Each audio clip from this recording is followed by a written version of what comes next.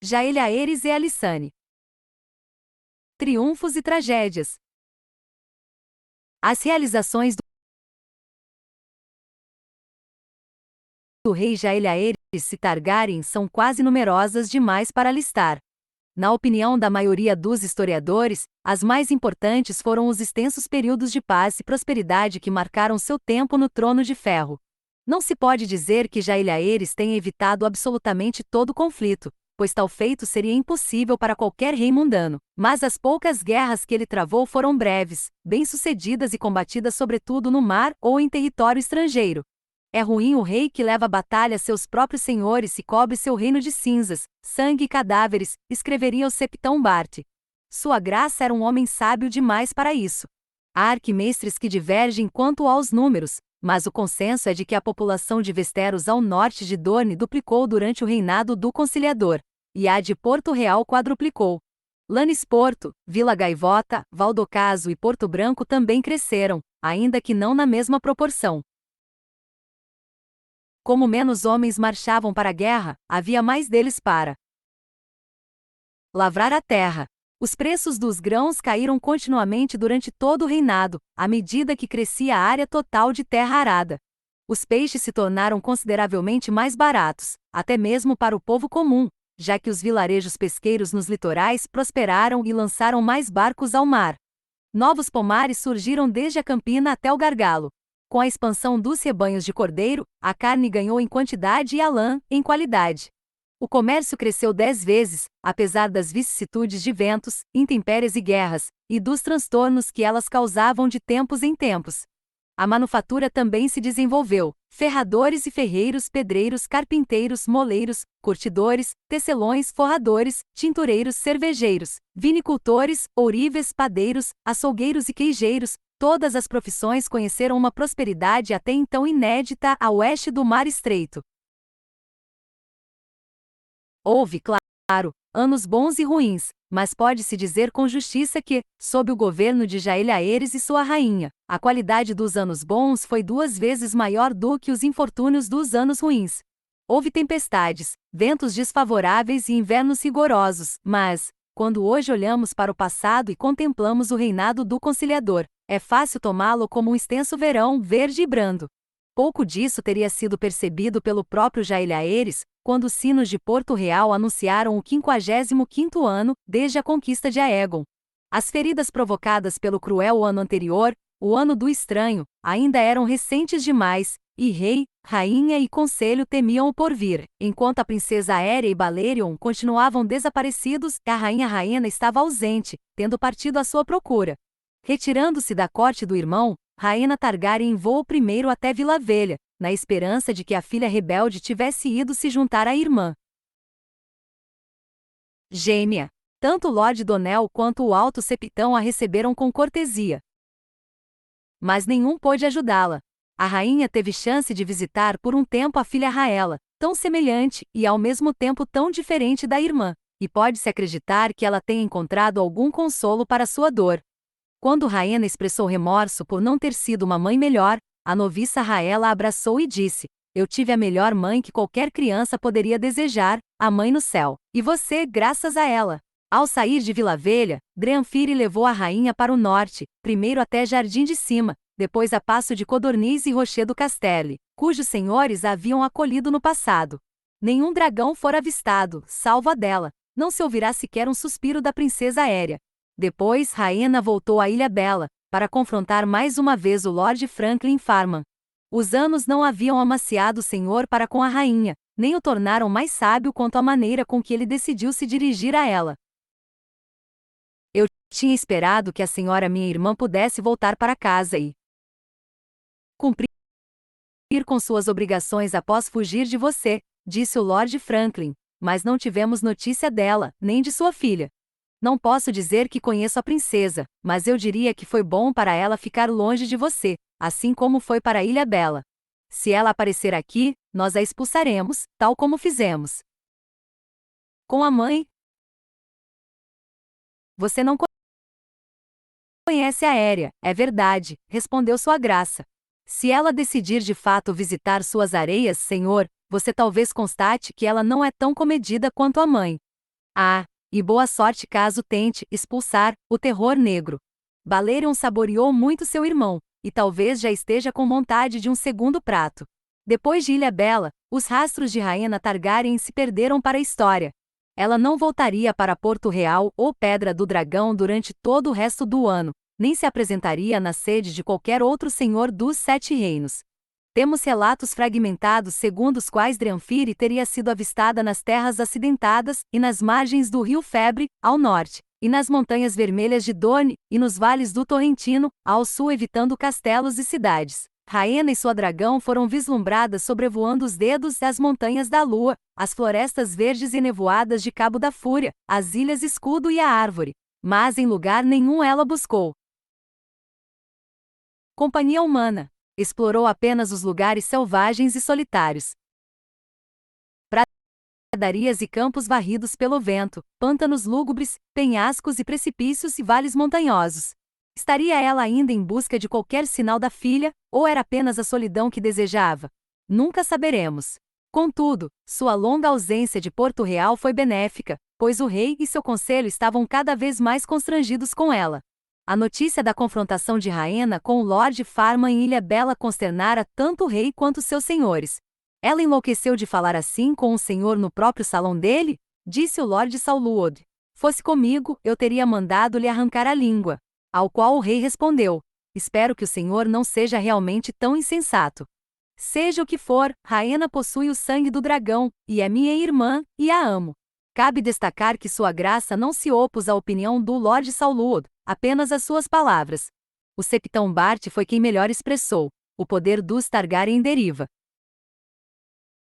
de seus dragões, essas criaturas temíveis que arrasaram Arrenhal e destruíram 2 reis no campo de fogo.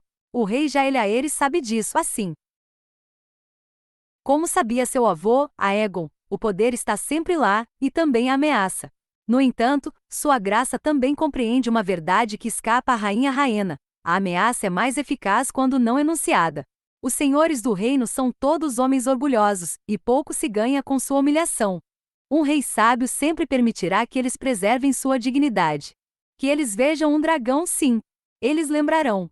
Fale abertamente de queimar seus salões, gabe-se de ter dado seus parentes de comer aos dragões, e conseguirá apenas inflamá-los e conquistar sua hostilidade. A rainha Lysane rezava diariamente pela sobrinha Aérea e culpava a si mesma pela fuga da criança, porém culpava mais a irmã. Jaehaerys, que dera pouca atenção a Aérea até mesmo nos anos em que ela fora sua herdeira, agora se arrependia da negligência, mas era Balerion sua maior preocupação, pois ele compreendia muito bem o perigo representado por uma criatura tão poderosa nas mãos de uma menina irritada de 13 anos. Nem as viagens infrutíferas de Rhaena Targaryen nem uma tempestade de corvos enviados pelo Grande Mestre revelaram qualquer informação sobre a princesa ou o dragão, exceto as mentiras, os erros e as sandices de sempre. Com o passar dos dias, e conforme a lua mudava e voltava a mudar, o rei começou a temer que a sobrinha houvesse morrido. Balerion é uma criatura obstinada e não pode ser tratado com leviandade, disse ele ao conselho. Saltar em suas costas, sem nunca ter voado antes, e sair com ele. Não para dar voltas no castelo, não, mas para atravessar a água. É provável que ele a tenha derrubado, coitada, e que ela agora repouse no fundo do mar estreito. O Septão Bart não concordava. Ele destacou que dragões não eram criaturas errantes. Geralmente encontravam algum local abrigado, uma caverna ou ruína ou montanha, e instalavam ali seu ninho, saindo para caçar e depois voltando. Uma vez livre da pessoa em seu dorso, Balerion certamente teria voltado ao covil dele. A hipótese dele era de que, considerando que Balerion não fora avistado em Westeros, a princesa Aérea provavelmente voara com ele para o leste, além do Mar Estreito, até o vasto continente de Essos. A rainha concordava. Se a menina estivesse morta, eu saberia. Ela ainda está viva. Tenho certeza. Todos os agentes e informantes que Rhaego Drais havia encarregado de rastrear Elissa Farman, e os ovos de dragão roubados receberam uma nova missão: encontrar a princesa Aérea e Balerion. Logo começaram a chegar informes de cima a baixo do Mar Estreito. A maioria se revelou inútil, tal como havia sido com os ovos de dragão. Boatos, mentiras e falsos contatos, concebidos com vistas à recompensa. Alguns eram relatos de terceira ou quarta mão, e outros padeciam de tamanha escassez de detalhes que não iam muito além de eu talvez tenha visto um dragão. Ou alguma coisa grande com asas. O informe mais intrigante veio das colinas de Ândalos ao norte de Pentos, onde pastores relataram em tom assustado que havia um monstro à espreita, devorando rebanhos inteiros e deixando para trás apenas ossos ensanguentados. Nem os próprios pastores eram poupados se acontecesse encontrarem a tal criatura, pois o apetite dela de forma alguma se limitava a carne de carneiro. Porém, os que tinham visto o monstro de fato não viveram para descrevê-lo, e nenhuma das histórias falava de fogo, do que Jael Aeres inferiu que Balerion não era o responsável. No entanto, para confirmar, ele enviou Sorvilon, a Vespa, de sua guarda real, à frente de uma dúzia de homens até Pentos, do outro lado do Mar Estreito, para tentar rastrear essa criatura.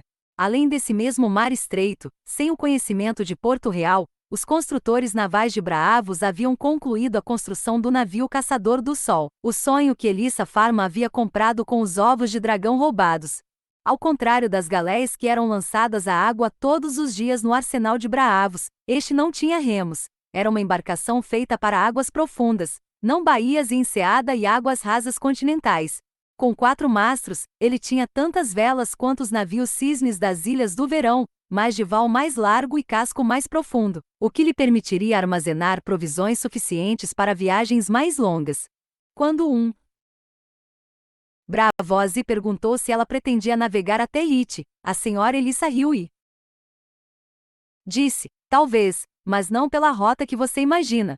Na noite anterior ao dia de sua viagem, ela foi chamada ao palácio do Senhor do Mar, onde ele o brindou com arenque, cerveja e cautela. Vá com cuidado, senhora, disse ele, mas vá. Há homens à sua procura, por todos os cantos do Mar Estreito. Perguntas são feitas, recompensas são oferecidas. Eu não apreciaria se você fosse encontrada em Braavos. Viemos até aqui para nos libertarmos da antiga Valíria, e seus Targaryens são valirianos até os ossos. Navegue para longe. Navegue rápido. Enquanto a mulher agora conhecida como Alice vestiu se despedia do Titã de Braavos, a vida em Porto Real seguia como sempre. Sem conseguir encontrar a sobrinha desaparecida, Jael Aeres Targaryen assumiu a mesma postura que viria a adotar em períodos difíceis e se entregou ao trabalho. No silêncio da biblioteca da Fortaleza Vermelha, o rei começou aquela que seria uma de suas realizações mais importantes. Com o competente auxílio do Septão Bart, do grande mestre Benifer, do Lorde Albin Massey e da rainha Alissane, um quarteto que sua graça apelidou de meu conselho menor. Ainda, Jael Aeres se dedicou a codificar, organizar e reformar todas as leis do reino. A Westeros que Aegon, o Conquistador, havia encontrado consistir em 7 reinos de fato, não só de nome, cada um com suas próprias leis, práticas e tradições. E até mesmo dentro desses reinos havia considerável variação entre os lugares. Como viria a dizer o Lord Massey, antes de existirem 7 reinos, existiram 8. Antes disso foram 9, e 10, 12 ou 30, e cada vez mais. Falamos dos 100 reinos dos heróis, quando na verdade chegou a haver 97 em certo momento, 132 em outro, e por aí vai. E esse número mudava constantemente conforme guerras eram perdidas e vencidas e filhos se seguiam a paz. Com frequência, as leis também mudavam. Esse rei era rigoroso, aquele era misericordioso, aquele outro se orientava pela estrela de 7 pontas, e esse outro adotava as leis ancestrais dos primeiros homens. E este governava por capricho, e aquele fazia de um jeito quando sóbrio e outro quando bêbado.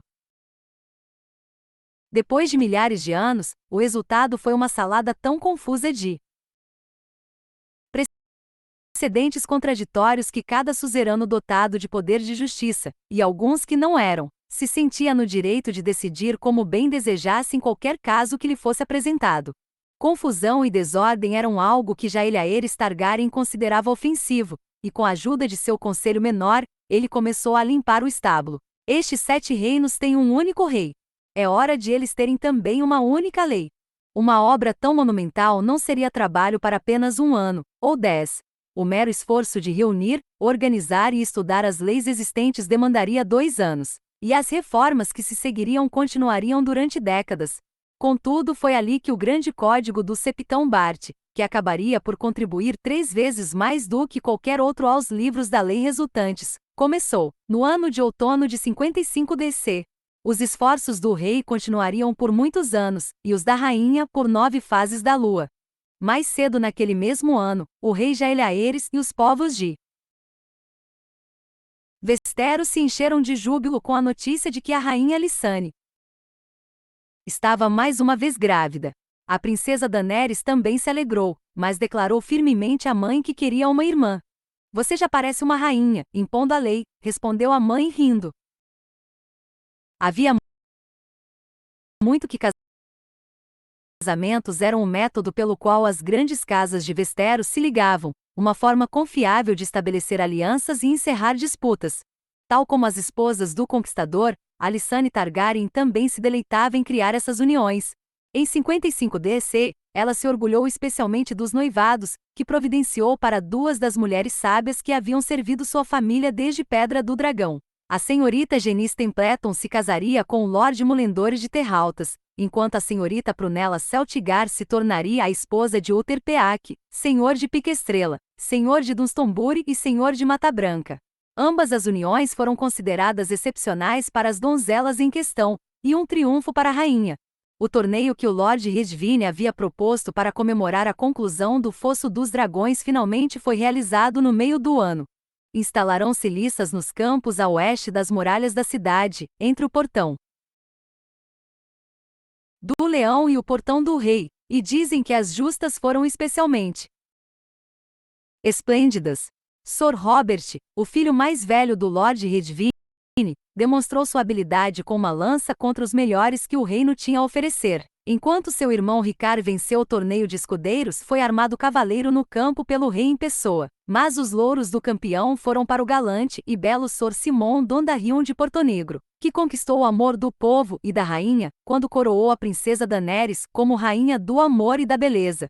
Nenhum dragão havia sido instalado ainda no Fosso dos Dragões, então esse edifício colossal foi escolhido para sediar o grande combate corpo a corpo do torneio. Um embate tal qual Porto Real nunca vira antes. 77 cavaleiros participaram, divididos em 11 times. Os competidores começaram a cavalo, mas, ao serem desmontados, continuavam a pé, lutando com espada, maça, machado e mangual. Quando 10 dos times foram eliminados, os membros sobreviventes do último se voltaram uns contra os outros, até que só restasse um único campeão. Embora os concorrentes usassem apenas armas de torneio, sem corte, as lutas foram árduas e sangrentas para o deleite da multidão. 2 homens morreram, e mais de 40 saíram feridos. A rainha Alysanne, prudente, proibira Junquil Dark-Tom, o dedilhador, seus favoritos, de participarem. Mas o velho barril de cerveja foi a campo uma vez mais, sob os urros de aprovação da plateia. Quando ele caiu, o povo se voltou para um novo favorito, o escudeiro promovido Sor Arizog, a quem o nome da casa e o elmo em forma de cabeça de porco renderam a alcunha Harry Presunto.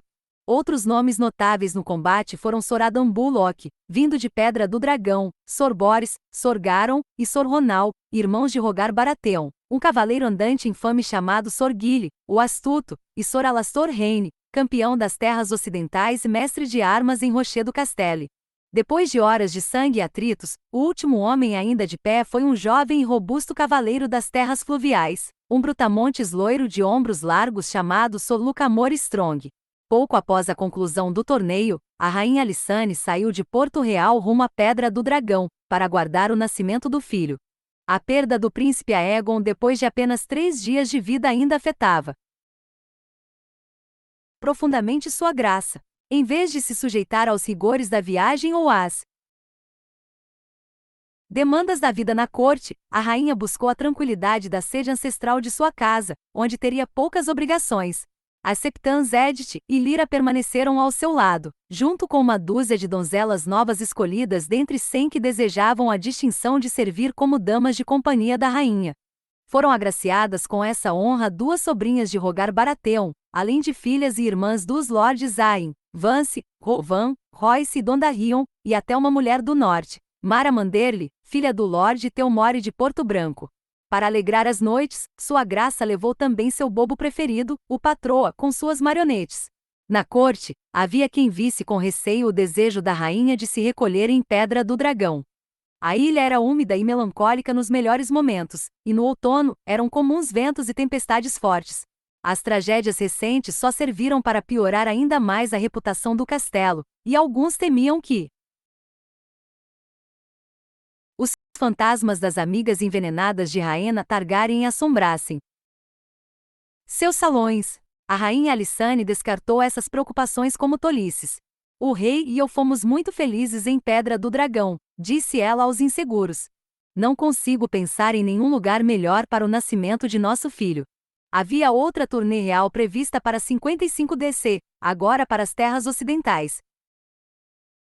Tal como quando estava grávida da princesa Daenerys, a rainha se recusou a deixar que o rei cancelasse ou adiasse a viagem e o mandou ir sozinho. Vermitor o levou por Westeros até Dente Dourado, onde o restante de sua comitiva o alcançou. Dali, sua graça visitou Cinzamarca, o Despenhadeiro, Caice, Castamere, Solar Tarbeck, Lannisporto e Rochedo Castelli, e Passo de Codorniz. Notória exceção foi Ilhabela. Ao contrário da irmã Rhaena, Jaehaerys Targaryen não era dado a fazer ameaças, mas ele tinha sua própria maneira de expressar desgosto. O rei voltou do oeste uma fase de lua antes da data prevista para o nascimento, para que pudesse estar ao lado da rainha durante o parto. A criança chegou exatamente quando os mestres disseram que viria, um menino saudável e de membros perfeitos, com olhos claros como lilás. Seu cabelo, quando cresceu, era claro também, reluzente como ouro branco, uma cor rara até mesmo na antiga Valíria. Jaehaerys o chamou a Aemon. Daenerys vai ficar brava comigo, disse Alysanne, ao aproximar o pequeno príncipe do peito. Ela insistiu muito que queria uma irmã. Jaehaerys riu e respondeu, da próxima vez. Nessa noite, por sugestão de Alysanne, ele colocou um ovo de dragão no berço do príncipe. Entusiasmado com a notícia do nascimento do príncipe Aemon, o povo ocupou aos milhares as ruas em torno da Fortaleza Vermelha quando Jaehaerys e Alysanne voltaram a Porto Real uma fase de lua depois, na esperança de captar um vislumbre do novo herdeiro do Trono de Ferro. Ouvindo os cantos e vivas do povo, o rei finalmente subiu à meia sobre o portão principal do castelo, e ergueu o menino por cima da cabeça para que todos vissem. Em seguida, dizem que ecoou um rugido tão alto que daria para escutar desde o outro lado do Mar Estreito. Enquanto os 7 reinos comemoravam, o rei foi informado de que sua irmã Rhaena havia sido vista mais uma vez, agora em Pedra Verde, na ancestral sede da Casa Estermonte, na Ilha Estermonte, nas águas em torno de Cabo da Fúria. Ali ela decidiu permanecer algum tempo. A primeira das favoritas de Rhaena, sua prima Larissa Velaryon, se casara com o segundo filho da Estrela da Tarde de Tart, como podemos lembrar. Embora seu marido estivesse morto, a senhora Larissa lhe gerara uma filha, que havia pouco tempo se casara com o idoso Lord Estermonte. Em vez de continuar em Tart ou voltar à Derivamarca, a viúva escolhera ficar com a filha em Pedra Verde após o casamento. Não há dúvidas de que a presença da senhora Larissa atraiu Rhaena Targaryen a Estermonte, pois a ilha era especialmente desprovida de qualquer outro encanto, um lugar úmido, frio e pobre. Com a filha desaparecida e as amigas e favoritas mais queridas no túmulo, não surpreende que Rhaena tenha buscado consolo em uma companheira da infância. A rainha teria ficado surpresa e furiosa se soubesse que outra antiga favorita sua estava passando perto dali naquele mesmo momento. Depois de parar em Pentos para se abastecer de suprimentos, Alice Vestil havia navegado com seu caçador do sol até Tirosh, separada de Estermonte apenas pela faixa mais estreita do Mar Estreito. A passagem perigosa pelas águas infestadas de piratas nos degraus a aguardava, e a senhorita Alice estava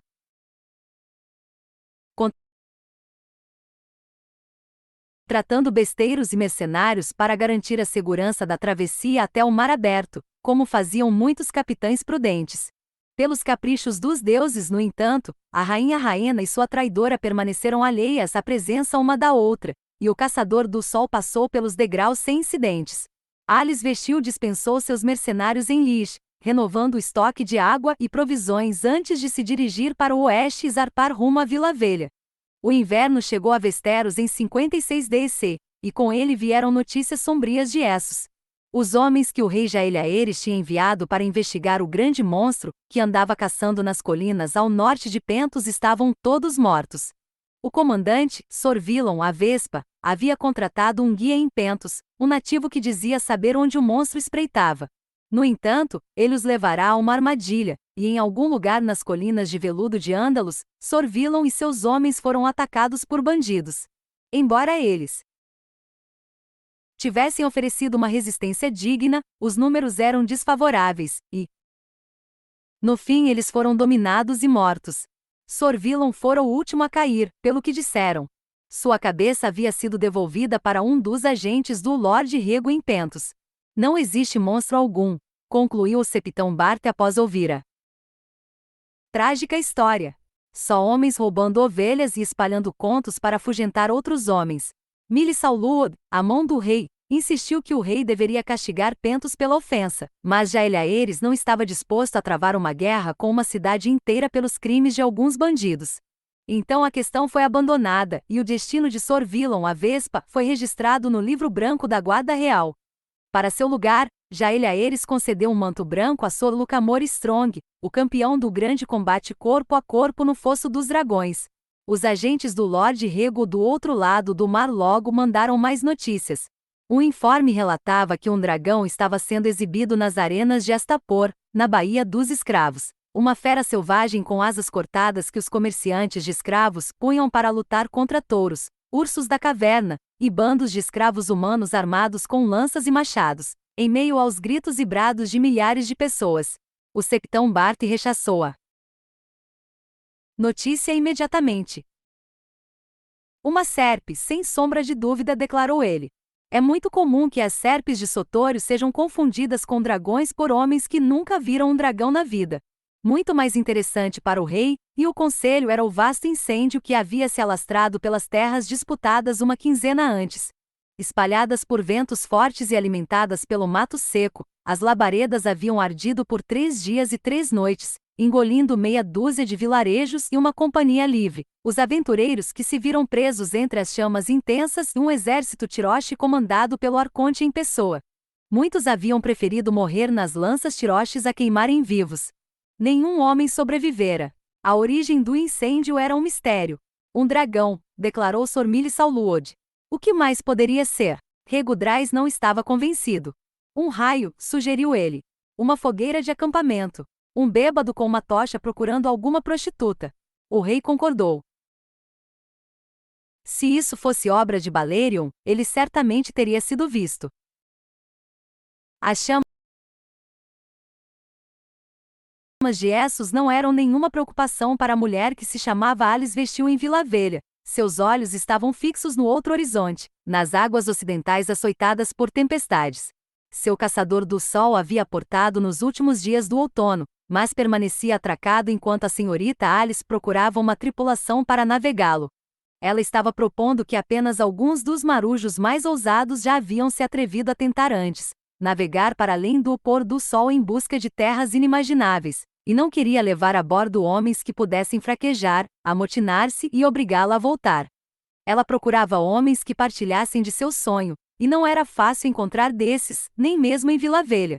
Assim como hoje, naquela época pessoas ignorantes e marinheiros supersticiosos se aferravam à crença de que o mundo era plano, e acabava em algum ponto no oeste distante.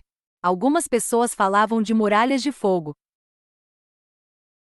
e mares ferventes, outras de neblinas que se estendiam sem fim, e havia ainda os que citassem os portões do próprio inferno. Homens mais sensatos não se deixavam enganar. O sol e a lua eram esféricos, como qualquer um dotado de olhos poderia atestar. A lógica sugeria que o mundo também devia ser uma esfera, e séculos de estudo haviam convencido os arquimestres do conclave de que isso estava acima de qualquer dúvida. Os senhores de dragões da cidade franca de Valíria também haviam acreditado nisso, assim como sábios de muitas terras distantes, de Kartat e It até a ilha de Leng. O mesmo consenso não valia quanto ao tamanho do mundo. Até mesmo entre os arquimestres da cidadela, Essa questão era marcada por profundas divisões. Alguns acreditavam que o mar do Poente era tão vasto que nenhum homem jamais conseguiria transpô-lo. Outros defendiam que ele talvez não fosse mais largo que a faixa do mar do Verão entre a Árvore e Grande Morac. Uma distância tremenda, claro, mas algo que um capitão audacioso poderia navegar com o navio certo. Uma rota ocidental até as sedas e especiarias de Yi Leng proporcionaria riquezas incalculáveis ao homem que a descobrisse, se a esfera do mundo fosse tão pequena quanto sugeriam esses sábios. Alice Vestil não acreditava que fosse. Os escassos registros por escrito que ela deixou para trás indicam que até mesmo durante a infância Elissa Farman estava convencida de que o mundo era muito maior e muito mais estranho do que os mestres imaginam. Não era seu sonho de mercadores de chegar a Utus e achar por uma rota a oeste. Sua visão era mais ousada. Ela acreditava que entre Westeros e o litoral oriental de Essos e Utus, existiam outras terras e outros mares esperando para serem descobertos, outra Essos, outra Sotórios, outra Westeros. Seus sonhos eram cheios de rios intransponíveis e planícies varridas pelo vento, e montanhas colossais cujos ombros tocavam as nuvens, de ilhas verdejantes sob o sol, de feras estranhas que homem algum jamais domara e frutos curiosos que homem algum jamais provara, de cidades douradas brilhando sob estrelas desconhecidas. Ela não foi a primeira a ter esse sonho. Milhares de anos antes da conquista, quando os reis do inverno ainda governavam o norte, Brandon, o construtor naval, havia formado uma frota inteira de navios para atravessar o mar do Poente. Ele os liderou para o oeste pessoalmente e nunca mais voltou. Seu filho e herdeiro, também Brandon, ateou fogo aos estaleiros onde eles foram construídos e para sempre se tornou conhecido como Brandon, o incendiário. 1000 anos depois, homens de ferro que haviam zarpado de Grande WYK foram desviados pelo vento, e deram com um grupo de ilhas pedregosas a 8 dias de viagem a noroeste de qualquer terra conhecida. O capitão erigiu ali uma torre e um farol, assumiu o nome de Farvin, e chamou sua sede de Luz Solitária. Seus descendentes ainda residiam lá, agarrados às rochas onde, para cada homem, havia 50 focas. Até mesmo os outros homens de ferro consideravam os Farvin loucos, alguns os chamavam de homens-foca. Brandon, o construtor naval, e os homens de ferro depois dele haviam navegado os mares do norte, onde monstruosas lulas gigantes, dragões marinhos e leviatãs grandes como ilhas nadavam por águas frias e cinzentas, e as brumas gélidas ocultavam montanhas flutuantes feitas de gelo. Alice Vestil não pretendia viajar pelo mesmo rumo. Ela levaria seu caçador do sol por uma rota mais ao sul, em busca de águas azuis quentes e dos ventos constantes que ela acreditava que a levariam ao outro lado do mar do Poente. Mas antes precisava de uma tripulação. Alguns homens riram, enquanto outros a chamaram de louca ou cuspiram insultos em sua cara. Feras estranhas, sim, disse um capitão rival a ela, e é muito provável que você vá acabar na barriga de uma. No entanto, uma porção considerável do ouro que o Senhor do Mar havia pagado por seus ovos de dragão roubados, repousava em segurança nos cofres do Banco de Ferro de Braavos, e, com o apoio de tamanha riqueza, a senhorita Alice pôde tentar marinheiros com soldos 3 vezes maiores do que outros capitães conseguiam oferecer. Aos poucos, ela começou a reunir braços dispostos. Inevitavelmente, notícias sobre seus esforços chamaram a atenção do Senhor da Torralta. Eustace e Norman, netos do Lord Donnell e marinheiros de boa reputação, foram enviados para interrogá-la e agrilhoá-la se considerasse imprudente. Porém, ambos se uniram a ela, oferecendo suas próprias embarcações e tripulações para a missão. Depois disso, outros marinheiros se atropelaram para se juntar à tripulação dela. Se os Igotover estavam indo, havia fortunas à vista. O caçador do sol saiu de Vila Velha no 23º dia da terceira lua de 56 DC, partindo pela enseada dos Murmúrios rumo ao mar aberto acompanhado do lua de outono de Sor Norman Igotover e do Sra. Meredith de Sor Eustace Igotover. A saída aconteceu no último minuto, pois notícias de Alice Vestil e sua busca desesperada por uma tripulação finalmente haviam chegado a Porto Real. O rei Jaeliaeres desvendou imediatamente a farsa do nome falso da senhorita Elissa, e logo enviou corvos ao Lorde Donel em Vila Velha, ordenando que ele apreendesse a mulher e a mandasse para a Fortaleza Vermelha, para ser interrogada. Entretanto, os pássaros chegaram tarde demais, ou talvez, como ainda há quem sugira, Donel, o moroso, protelou de novo. Para não sofrer a ira do rei, sua senhoria enviou uma dúzia de seus próprios navios mais rápidos em perseguição a Alice Vestil e seus netos, mas cada um deles voltou ao porto derrotado. O mar é vasto e os navios, pequenos, e nenhuma das embarcações do Lord Donel se equiparava à velocidade do caçador do sol quando o vento enchia suas velas. Quando a notícia de sua fuga chegou à Fortaleza Vermelha, o rei ponderou longamente se ele mesmo devia perseguir Elissa Farman. Nenhum navio é capaz de viajar tão rápido quanto o voo de um dragão, pensou ele. Talvez Vermitor pudesse ter mais sucesso do que os navios do Lord Gotover. No entanto, a mera noção apavorou a rainha Lissane.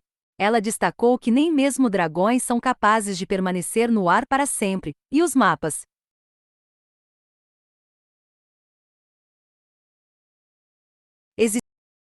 existentes do Mar do Poente não revelavam nenhuma ilha ou rocha para proporcionar descanso.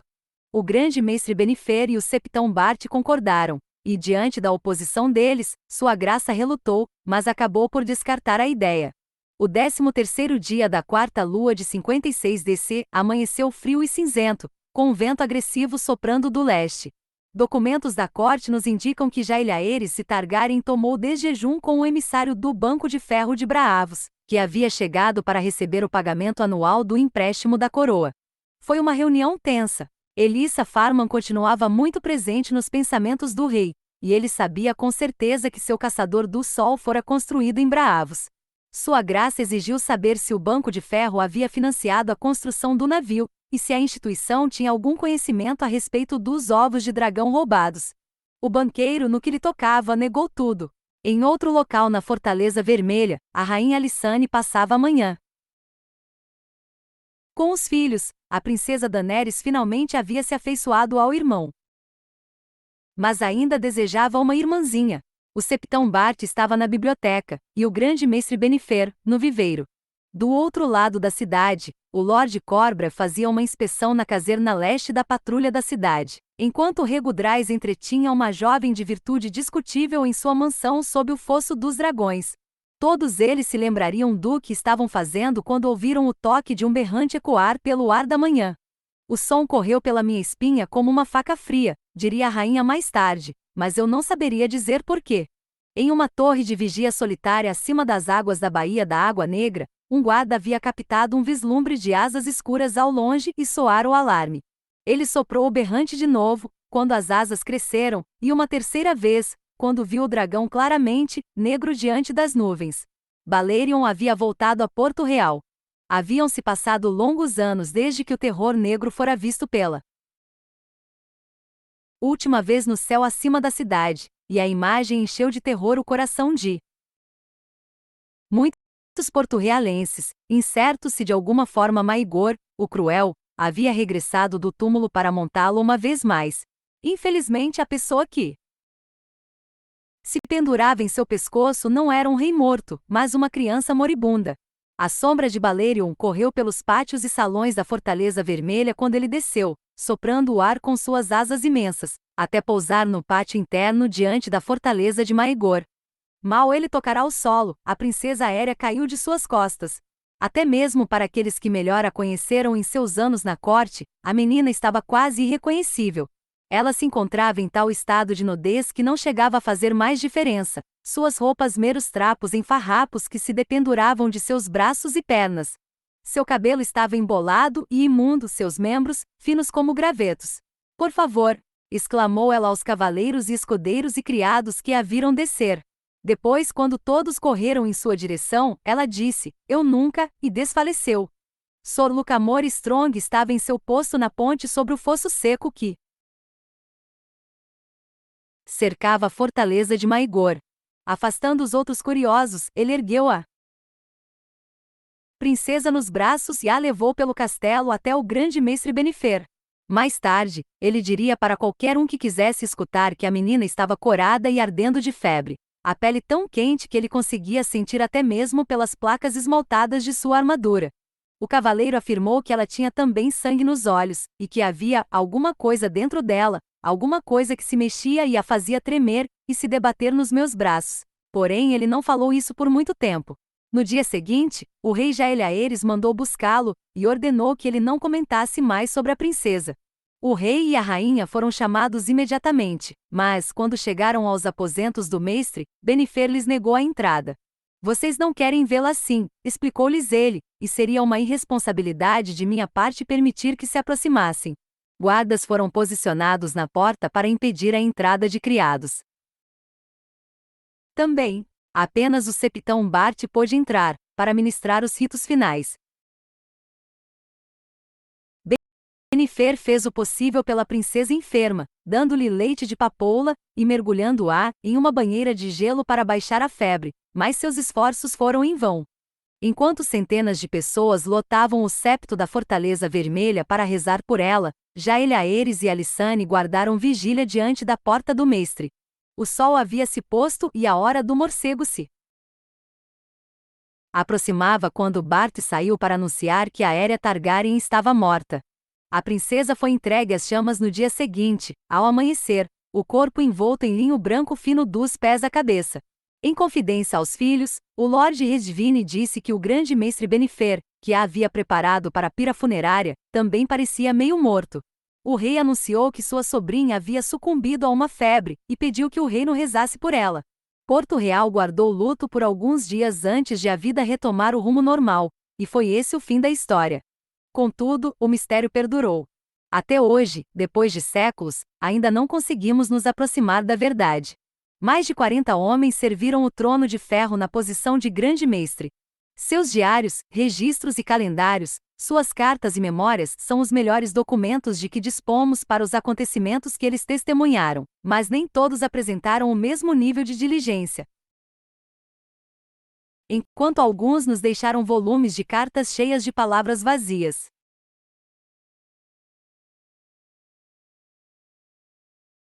Jamais omitindo que o rei comeu no jantar, e se ele gostou, outros não redigiram mais que meia dúzia de missivas por ano. Nesse aspecto, Benifer ocupa quase o topo da lista, e suas cartas e memórias nos fornecem registros detalhados de tudo que ele viu, fez e presenciou enquanto permaneceu a serviço do rei Jaeliaeres e de seu tio e antecessor, Maegor. Contudo, em todos os escritos de Benifer, não há uma palavra sequer que trate do retorno de Aérea Targaryen e seu dragão roubado a Porto Real, nem da morte da jovem princesa. Felizmente, o septão Bart não era tão reticente, e é aos relatos dele que agora devemos recorrer. Bart escreveu: passaram-se 3 dias desde que a princesa faleceu, e não dormi ainda. Não sei se algum dia poderei dormir de novo. A mãe é misericordiosa, sempre acreditei nisso, e o Pai do céu julga cada homem com justiça, mas não houve misericórdia nem justiça no que acometeu nossa pobre princesa. Como os deuses poderiam ser tão cegos ou indiferentes para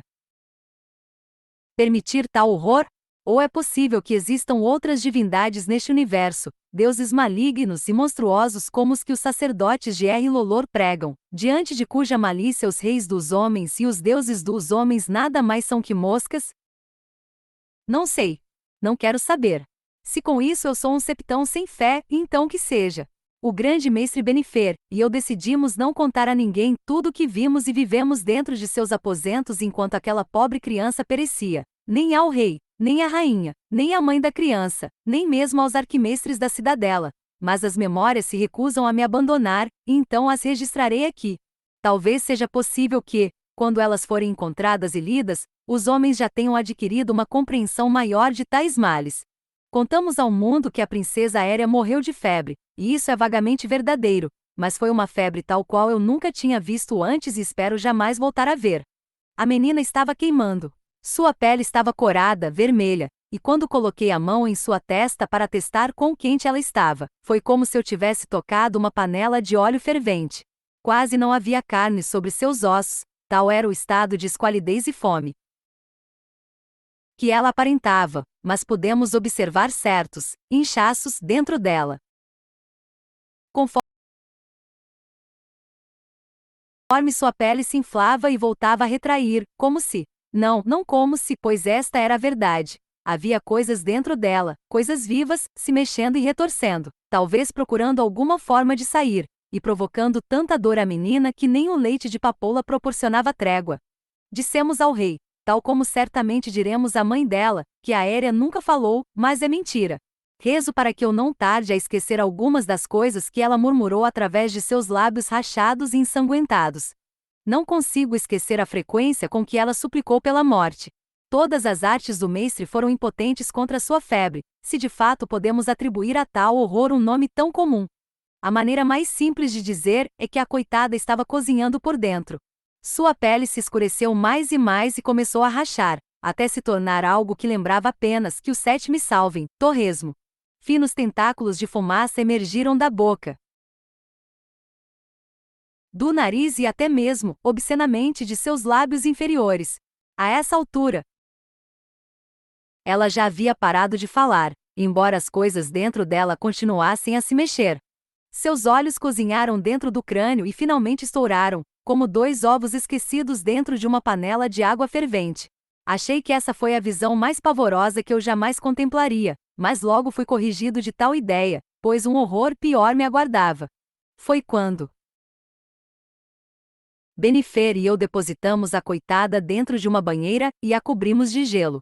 Repito para mim mesmo que o choque dessa imersão parou seu coração imediatamente. Nesse caso, foi uma misericórdia, pois foi nesse momento que as coisas dentro dela saíram. As coisas, a mãe tem a misericórdia, não sei como falar delas, eram minhocas com rostos, cobras com mãos, coisas retorcidas, viscosas, impronunciáveis que pareciam se revolver e pulsar e revirar ao irromper da pele dela.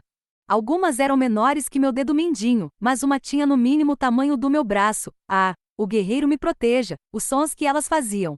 Mas elas morreram. Preciso me lembrar disso, me aferrar a isso. O que quer que tenham sido, eram criaturas de calor e fogo e não, elas não apreciavam o gelo. Uma após a outra, elas se debateram e reviraram e morreram diante dos meus olhos, graças aos 7. Não me aventurarei a lhes dar nomes, eram horrores.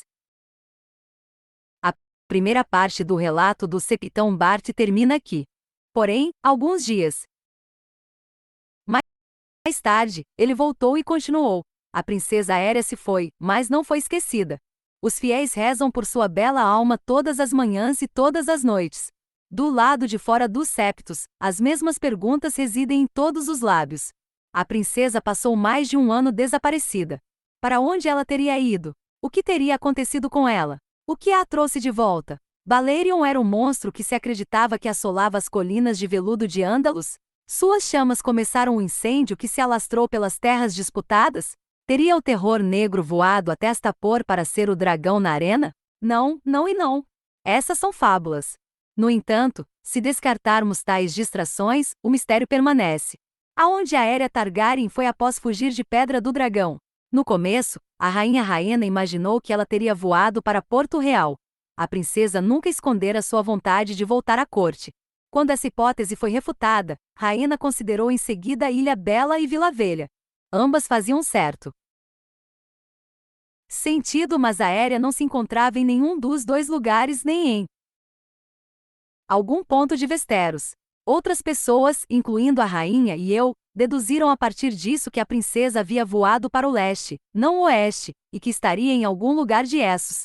Era possível que a menina tivesse acreditado que as cidades livres estariam longe do alcance de sua mãe, e a rainha Lysane, especialmente, parecia convencida de que a Aérea estava fugindo tanto da mãe quanto de Pedra do Dragão. Contudo, os agentes informantes do Lorde Rego não encontraram nenhum sinal dela do outro lado do Mar Estreito, nem sequer um vestígio sobre seu dragão. Por quê? Embora eu não possa fornecer prova definitiva, posso sugerir uma resposta. Acredito que todos tenhamos feito a pergunta errada. Ainda faltava bastante para o 13º dia do nome de Aérea Targaryen na manhã em que ela escapuliu do castelo da mãe. Ainda que não desconhecesse dragões, ela nunca havia voado com um antes, e por motivos que talvez jamais compreendamos, ela escolheu Balerion como sua montaria, em vez de qualquer um dos dragões mais jovens e tratáveis que poderia ter adotado. Movida por seus conflitos com a mãe, talvez ela apenas quisesse uma criatura maior e mais temível do que a Drenfire da rainha Raena. Ou tenha sido um desejo de domar o monstro que havia matado seu pai e a dragão dele, embora a princesa Aérea nunca tenha conhecido o pai, e seja difícil saber quais seriam seus sentimentos a respeito dele e de sua morte. Quaisquer que tenham sido seus motivos, a escolha foi feita. A princesa talvez tivesse mesmo pretendido voar até Porto Real, tal como sua mãe havia desconfiado. Ou tivesse pensado em ir até a irmã Gêmea em Vila Velha, ou em procurar a senhora Elissa Farman, que prometera levá-la em suas aventuras. Quaisquer que tenham sido seus planos, não eram importantes. Uma coisa é saltar sobre um dragão, e outra muito diferente é dobrá-lo à vontade do domador, especialmente uma criatura tão antiga e feroz quanto o terror negro. Desde o início perguntamos: aonde a Aérea levou Balerion? Devíamos ter perguntado: aonde Balerion levou a Aérea? Só uma resposta faz sentido. O leitor há de se lembrar que Balerion era o maior e mais velho dos 3 dragões que o rei Aegon e suas irmãs montaram em sua conquista. Vhagar e Meraxes haviam nascido em Pedra do Dragão. Apenas Balerion viera à ilha com Aenar, o exilado, e Daenerys, a sonhadora, o dragão mais jovem dos 5 que eles haviam trazido. Os mais velhos morreram nos anos subsequentes, mas Balerion sobreviveu, cada vez maior. Mais feroz, mais obstinado. Se ignorarmos as histórias acerca de certos feiticeiros e charlatães, com razão. Talvez ele seja a única criatura viva no mundo que tenha conhecido Valíria antes da destruição. E foi até lá que ele levou a pobre e malfadada criança agarrada ao seu dorso. Eu ficaria extremamente surpreso se ela foi por vontade própria, mas Aérea não possuía conhecimento nem força de vontade para fazê-lo voltar. O que a cometeu em Valíria não posso saber. Considerando as condições em que voltou para nós, eu sequer me disponho a contemplar. Os valirianos eram mais do que senhores dos dragões.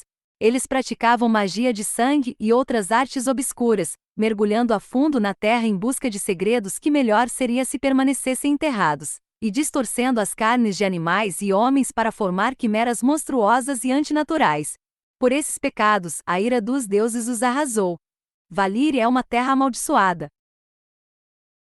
Todos sabem, e até mesmo o marinheiro mais audacioso se mantém longe de sua carcaça fumegante, mas seria um erro acreditar que nada vive ali hoje. As coisas que encontramos dentro de Aérea Targaryen vivem lá hoje, creio eu, assim como outros horrores tais que sequer sou capaz de imaginar. Escrevi aqui extensamente sobre a morte da princesa, mas há algo mais, algo ainda mais assustador, que demanda atenção. Balerion também tinha ferimentos. Aquela criatura monstruosa, o terror negro, o dragão mais temível que jamais voara pelos céus de Westeros, voltou a Porto Real com feridas parcialmente cicatrizadas que ninguém se lembrava de jamais ter visto, e um rasgo de quase 3 metros de comprimento ao longo do lado esquerdo de seu corpo, uma ferida vermelha enorme de onde ainda pingava sangue, quente e fumegante. Os senhores de Westeros são homens de orgulho, e os septões da fé e os mestres da cidadela são ainda mais orgulhosos, a seu próprio modo, mas ainda há muito acerca da natureza do mundo que não compreendemos, e que talvez nunca venhamos a compreender. Talvez isso seja uma bênção. O Pai fez com que o homem fosse curioso, e alguns dizem que é para testar nossa fé.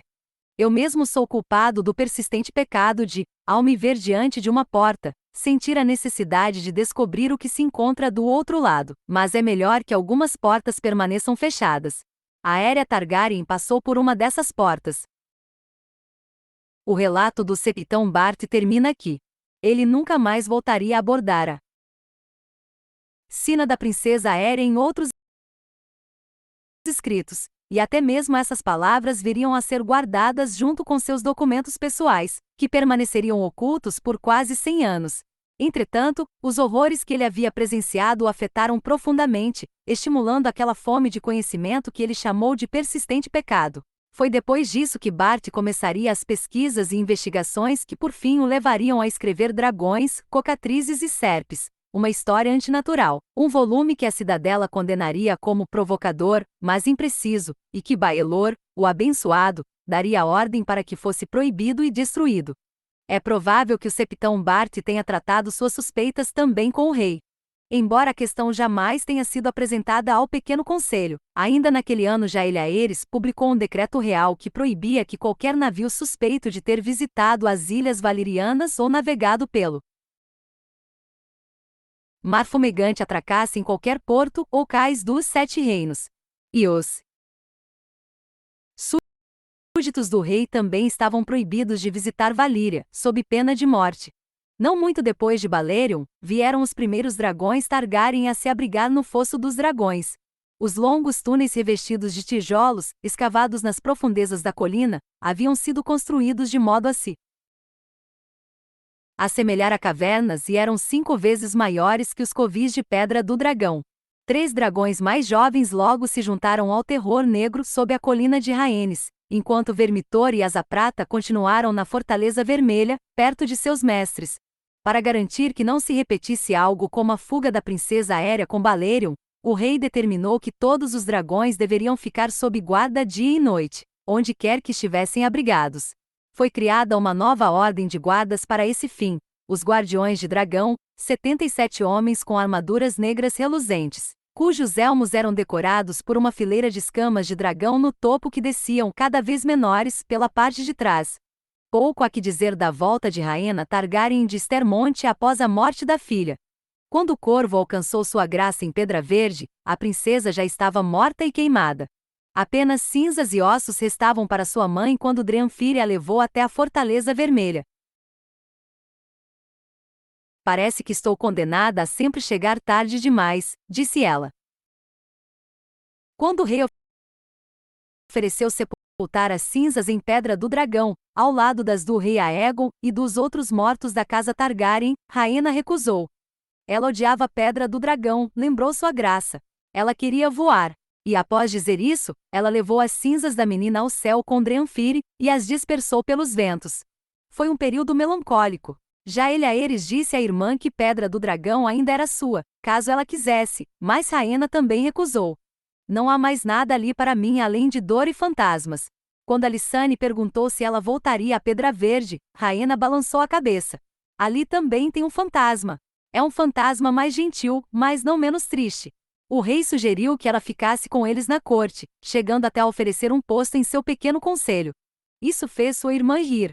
Ah, irmão, tão gentil, receio que você não gostaria de nenhum conselho que eu pudesse dar.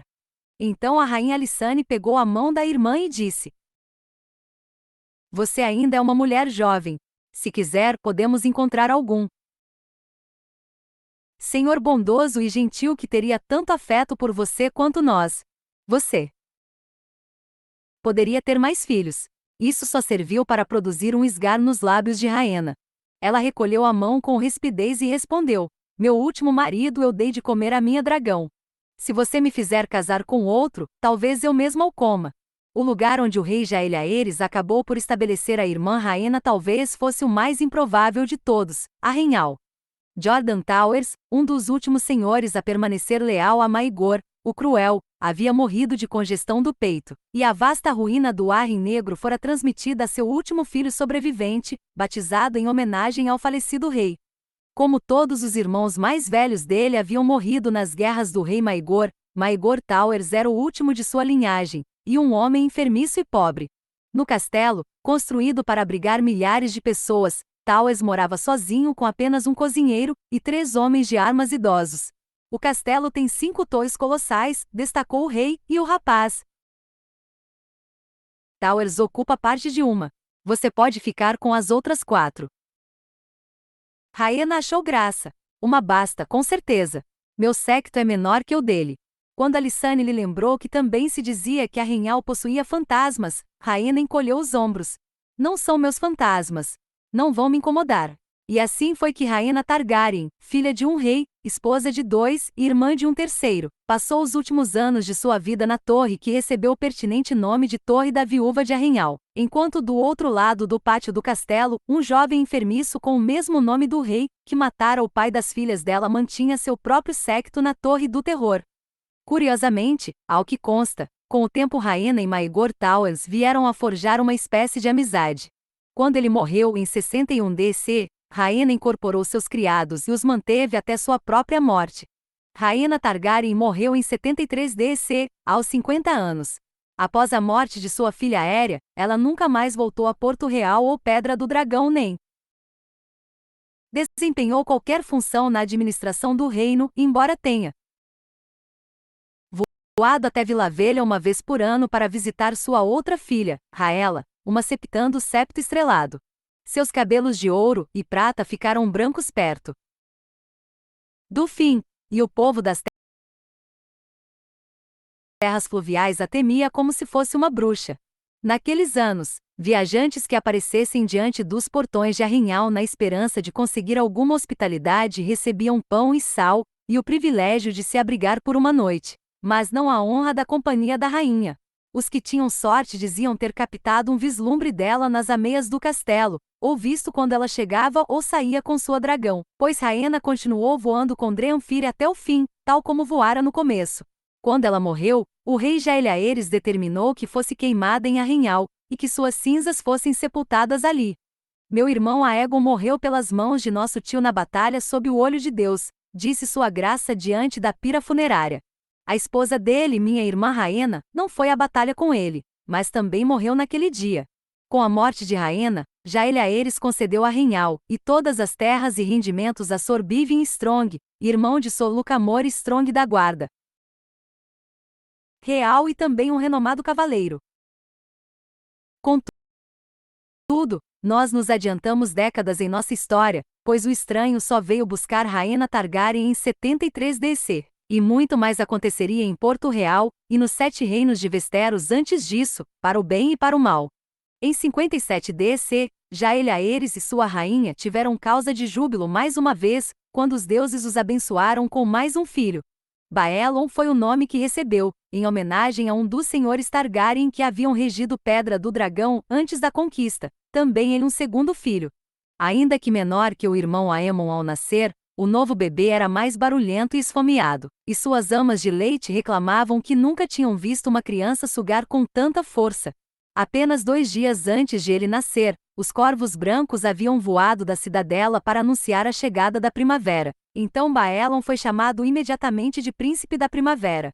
O príncipe Aemon tinha 2 anos quando seu irmão nasceu, e a princesa Daenerys 4.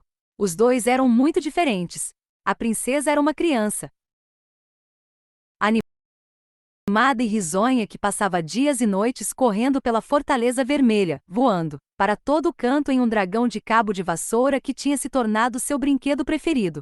Suja de lama e mato, ela era um suplício tanto para a mãe quanto para as criadas, pois elas viviam perdendo-a de vista. O príncipe Aemon, por sua vez, era um menino muito sério, cauteloso, atento e obediente. Embora ainda não soubesse ler, adorava que lessem para ele, e a rainha Alysanne, rindo, costumava dizer que as primeiras palavras dele tinham sido: "Por quê?". Conforme as crianças cresciam, o grande mestre Benifer as observava atentamente. As feridas causadas pela inimizade entre os filhos do conquistador, Aenys e Maegor, continuavam vívidas na mente de muitos dos senhores mais velhos, e Benifer receava que os 2 meninos pudessem também se voltar um contra o outro e banhar o reino em sangue. Ele não precisava ter se preocupado. Salvo gêmeos talvez, não havia irmãos mais próximos que os filhos de Jaehaerys Targaryen. Desde que tinha idade para andar, Baelon seguia o irmão Aemon por todas as partes e tentava ao máximo imitá-lo em tudo. Quando Aemon recebeu sua primeira espada de madeira para começar o treinamento nas armas, Baelon foi considerado jovem demais para participar também, mas isso não o impediu. Ele fez sua própria espada com um graveto e correu para o pátio mesmo assim para começar a atacar o irmão, restando ao impotente mestre de armas dar gargalhadas. Desde então Baelon ia para todos os lados com seu graveto-espada, inclusive para a cama para desespero da mãe e das criadas. Benifer observou que, a princípio, o príncipe Aemon era tímido perto dos dragões, mas não Baelon, que supostamente teria batido no focinho de Balerion quando entrou no fosso dos dragões pela primeira vez. "Aquele ali é valente ou maluco", comentou o velho Sam Amargo, e a partir daquele dia o príncipe da primavera se tornou conhecido também como Baelon, o Valente. Os jovens príncipes amavam loucamente a irmã, qualquer um podia ver, e Daenerys adorava os meninos, especialmente lhes dar ordens. Entretanto, o grande mestre Benifer reparou em algo mais. Já Elhaeres tinha um intenso amor por todos os 3 filhos, mas, desde o instante em que Aemon nasceu, o rei começou a se referir a ele como seu herdeiro, para o descontentamento da rainha Alysanne. Daenerys é mais velha, dizia ela à sua graça. É a primeira na linha de sucessão, devia ser ela a rainha. O rei nunca discordava, salvo para dizer: ela será a rainha quando ela e Aemon se casarem. Eles vão governar juntos como nós dois. Mas Benifer registraria em suas cartas que a rainha não ficou totalmente satisfeita com as palavras do rei. Voltando mais uma vez a 57 DC, esse foi o ano também em que Elhaeres dispensou o Lord Mili Sauluo do posto de mão do rei. Embora não houvesse dúvidas quanto à sua lealdade e suas boas intenções, o senhor se revelara inadequado para o pequeno conselho. Como ele mesmo viria a dizer, fui feito para me sentar em um cavalo, não em uma almofada. Sua graça, um rei mais velho e sábio, disse então ao conselho que não pretendia desperdiçar uma quinzena analisando dezenas de nomes. Dessa vez ele teria a mão que queria, o septão Bart.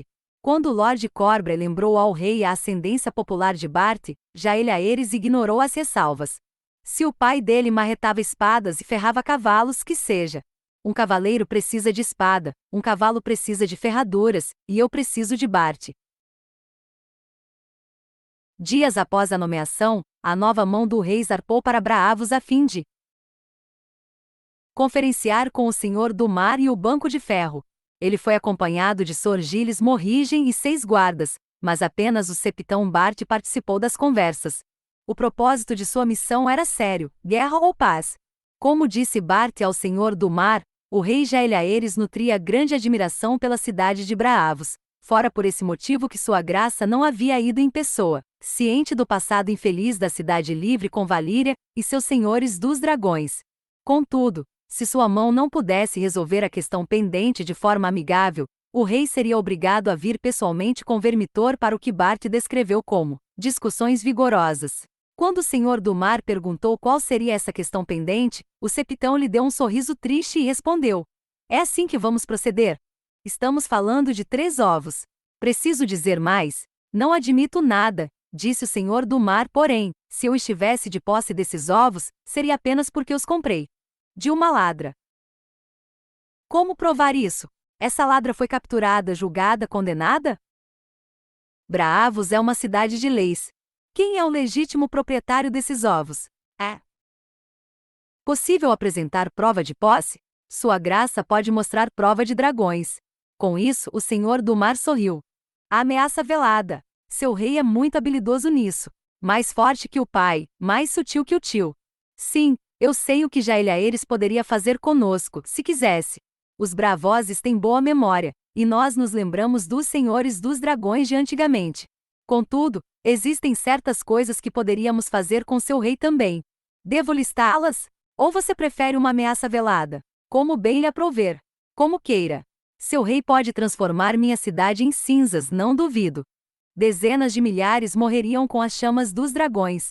Homens, mulheres e crianças. Não tenho o poder de infligir tamanha destruição em Westeros. Quaisquer mercenários que eu contratasse fugiriam diante de seus cavaleiros. Minhas frotas poderiam varrer as suas do mar por um tempo, mas meus navios são feitos de madeira, e madeira queima. No entanto, aqui nesta cidade existe certa guilda, digamos assim, cujos integrantes são muito competentes em sua profissão. Eles não poderiam destruir Porto Real, nem encher suas ruas de cadáveres. Mas poderiam matar alguns seletos. Sua graça tem a proteção da guarda real dia e noite. Cavaleiros sim, tal como o homem que o aguarda lá fora. Se é que ele continua aguardando. O que você diria se eu lhe falasse que Sor Giles já está morto? Quando o septão Bart começou a se levantar, o Senhor do Mar gesticulou para que ele se sentasse de novo. Não, por favor, não precisa sair correndo. Eu disse se. Cheguei a considerar. Como eu disse, eles são muito habilidosos. No entanto, se eu tivesse feito isso, você talvez reagisse de forma insensata, e então muitas outras pessoas boas morreriam. Não é o que desejo. Ameaças me incomodam. Os Westeroses podem ser guerreiros, mas nós, Bravoses, somos negociantes. Vamos negociar. O Septão Bart voltou a se sentar. O que você oferece? Não tenho esses ovos, claro, disse o Senhor do Mar, você não pode provar o contrário. Contudo, se eu tivesse, bom, enquanto não chocarem eles. Não passam de pedras. Seu rei me privaria de 3 pedras bonitas? Agora se eu tivesse 3 galinhas, sua preocupação seria compreensível. Mas eu realmente admiro seu Jaelhaeres. Ele é muito melhor que o tio, e Braavos não gostaria de vê-lo tão infeliz. Então, em vez de pedras, permita-me oferecer ouro. E assim começou a verdadeira negociação. Até hoje ainda há aqueles que insistem que o Senhor do Mar fez o Septão Bart de tolo, que mentiu, enganou e humilhou a mão. Esses destacam o fato de que ele voltou a Porto Real sem um único ovo de dragão. O que é verdade. No entanto, o que ele trouxe de volta não tinha um valor insignificante. A pedido do Senhor do Mar, o Banco de Ferro de Braavos perdoou todo o restante do empréstimo que fora concedido ao Trono de Ferro. De repente a dívida da coroa fora reduzida à metade. E tudo em troca de 3 pedras, disse Bart ao rei. É bom o Senhor do Mar torcer para que elas continuem sendo pedras, disse Jaelhaeres. Se eu ouvir sequer um suspiro de galinhas, o palácio dele vai ser o primeiro a arder. O acordo com o Banco de Ferro produziria um grande impacto para todos. Os povos do reino nos anos e nas décadas seguintes, embora a dimensão total não fosse clara de imediato. Regudrais, o astuto mestre da moeda do rei, se debruçou cuidadosamente sobre as dívidas e receitas da coroa, após a volta do Septão Bart, e concluiu que o dinheiro que antes teria sido enviado a Braavos poderia ser aplicado com segurança em um projeto que o rei havia muito desejava realizar em casa, mais aprimoramentos em Porto Real. Jaelhaeres havia alargado e aplanado as ruas da cidade, e instalara calçamento onde antes só havia lama, mas ainda restava muito a fazer. Porto Real, nas circunstâncias da época, não se comparava a Vila Velha, nem sequer a Lannisporto, e muito menos às esplêndidas cidades livres do outro lado do Mar Estreito. O rei estava determinado a mudar isso. Portanto, ele desenvolveu planos para escoadouros e uma rede de esgoto, para levar os dejetos da cidade sob as ruas até o rio. O Septão Bart chamou a atenção do rei para um problema ainda mais urgente. Na opinião de muitas pessoas, a água potável de Porto Real só servia para cavalos e porcos. A água do rio era lamacenta, e a nova rede de esgotos do rei em breve pioraria a situação. As águas da Baía da Água Negra eram salobras na melhor das hipóteses e salgadas na pior. Enquanto o rei, a corte e a aristocracia da cidade bebiam cerveja, hidromel e vinho, para os pobres geralmente as únicas opções eram essas águas imundas. Para resolver o problema, Bart sugeriu cavar poços, alguns dentro dos limites da cidade e outros ao norte, do outro lado das muralhas. Uma série de canos de barro envernizado e túneis levaria a água limpa para a cidade, onde ela seria armazenada em 4 cisternas imensas e disponibilizada para o povo em fontes públicas instaladas em certas praças e encruzilhadas. Os planos de Bart eram caros, sem dúvida, e Regudrais e o rei Jaelhaeres não queriam arcar com os custos, até que a rainha Alysanne serviu a cada um deles um copo de água do rio na reunião seguinte do conselho e os desafiou a bebê-la. A água não foi bebida, mas os poços e canos foram aprovados rapidamente. A construção levaria mais de 12 anos, mas, no fim, as fontes da rainha forneceriam água limpa a muitas gerações de porto-realenses. Haviam-se passado alguns anos desde a última turnê do rei, então foi planejada para 58 DC a primeira visita de Jaelhaeres e Alysanne a Winterfell e ao norte. Os dragões deles os acompanhariam, claro, mas, para além do gargalo, as distâncias eram vastas e as estradas ruins, e o rei estava cansado de voar à frente do cortejo, e ter que esperar até o alcançarem. Dessa vez, ele determinou que sua guarda real, os criados e os conselheiros iriam na frente, a fim de preparar tudo para sua chegada. E assim foi que 3 navios zarparam de Porto Real rumo a Porto Branco, onde ele e a rainha fariam a primeira parada. Contudo, os deuses e as cidades livres tinham outros planos. Enquanto as embarcações do rei navegavam rumo ao norte, emissários de Pentos e Tirosh fizeram uma visita à sua graça na Fortaleza Vermelha. Fazia 3 anos que as duas cidades estavam em guerra, e agora elas desejavam a paz, mas não conseguiam chegar a um acordo quanto ao local do encontro para tratar das condições. O conflito causará sérios problemas ao comércio no Mar Estreito, a tal ponto que o rei Jael-Aeres oferecerá às duas cidades ajuda para cessar as hostilidades. Após longa discussão, o arconte de Tiroz e o príncipe de Pentos aceitaram se encontrar em Porto Real para resolver suas diferenças, desde que Jael-Aeres atuasse como mediador e garantisse os termos de qualquer tratado que fosse firmado. Era uma proposta que o rei e o conselho acreditavam que não podia ser recusada, mas isso significaria que a turnê prevista de Sua Graça ao Norte teria que ser adiada, e havia receios de que o senhor de Winterfell, notoriamente melindroso, fosse se sentir ofendido. A rainha Alysanne deu a solução. Ela iria na frente, conforme planejado, sozinha, enquanto o rei recebia o príncipe e o arconte. Jael-Aeres poderia se juntar a ela em Winterfell assim que fosse alcançada a paz. E assim se determinou. As viagens da rainha Alysanne começaram na cidade de Porto Branco, onde dezenas de milhares de nortenhos saíram para recebê-la com vivas, fitaras à prata com admiração e um toque de terror. Era a primeira vez que qualquer um ali via um dragão. O tamanho da multidão foi uma surpresa até para o senhor de Porto Branco. Eu não sabia que o povo da cidade era tão grande, teria dito Theomore Manderly. De onde veio todo mundo? Os Manderly eram um caso especial entre as grandes casas do norte, tendo suas origens na Campina séculos antes. Eles haviam se refugiado perto da foz do Faca Branca, quando rivais os expulsaram de suas terras férteis à margem do Vago. Embora extremamente leais aos Stark de Winterfell, eles tinham trazido do sul seus próprios deuses e ainda adoravam os Sete, e mantinham as tradições da cavalaria. Alysanne Targaryen, sempre interessada em estreitar os laços entre os Sete Reinos, viu uma oportunidade na família notoriamente grande do Lord Theomore, e logo tratou de organizar uniões. Quando deixou a cidade, 2 de suas damas de companhia já estavam prometidas aos filhos mais jovens de sua senhoria, e uma terceira a um sobrinho. Enquanto isso, a filha mais velha dele e 3 sobrinhas haviam se juntado à comitiva da rainha, com planos de viajar com ela ao sul, e ali serem oferecidas a senhores e cavaleiros adequados da corte do rei. O Lord Manderly esbanjou atenções à rainha. No banquete de boas-vindas, foi assado um auroque inteiro, e Jessamine, filha de sua senhoria, cuidou de servir a rainha à mesa, enchendo seu copo com uma cerveja forte local que sua graça declarou ser melhor do que qualquer vinho que ela já havia experimentado. Manderly também organizou um pequeno torneio em homenagem à rainha, para exibir as habilidades de seus cavaleiros. Um dos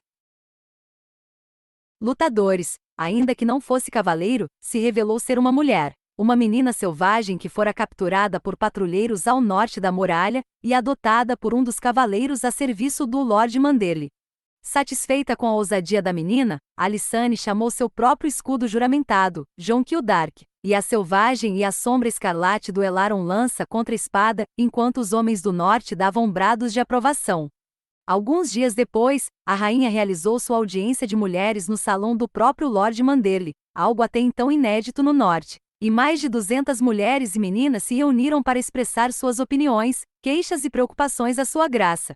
Depois de sair de Porto Branco, a comitiva da rainha navegou até as corredeiras do Faca Branca, e dali seguiu por terra até Winterfell, enquanto a própria Alysanne voava na frente com asa prata. As calorosas boas-vindas que tivera em Porto Branco não seriam reproduzidas na ancestral sede dos reis do Norte, onde Alaric Stark e seus filhos foram os únicos a sair para recebê-la. Quando sua dragão pousou diante dos portões do castelo, o Lord Alaric tinha uma reputação rigorosa. Diziam as pessoas que ele era um homem duro, sério e inclemente, mão fechada quase ao ponto da sovinice, sem senso de humor, sem alegria e frio. Até mesmo Theomore Manderly, seu vassalo, não discordara. Stark era muito respeitado no norte, disse ele, mas não era amado. O bobo do Lord Manderly expressara de outra forma. Eu acho que o Lord Alaric não alivia as tripas desde que tinha 12 anos.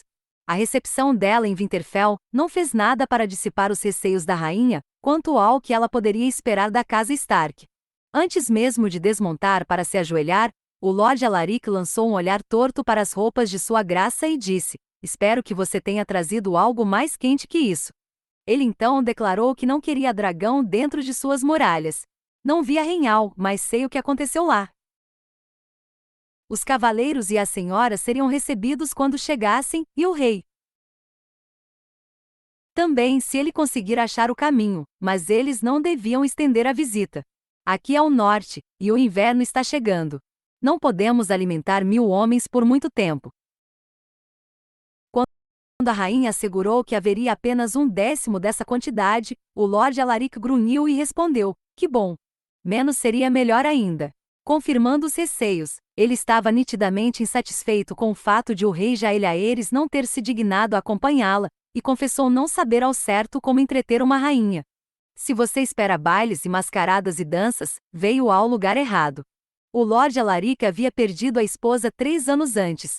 Quando a rainha disse lamentar nunca ter tido o prazer de conhecer a senhora Stark, o nortenho disse: ela era uma mormon da Ilha dos Ursos, e nada que você consideraria uma senhora, mas enfrentou uma matilha de lobos com um machado, matou 2 e costurou um manto com as peles. Ela também me deu 2 filhos fortes, e uma filha tão formosa quanto qualquer uma de suas sulistas.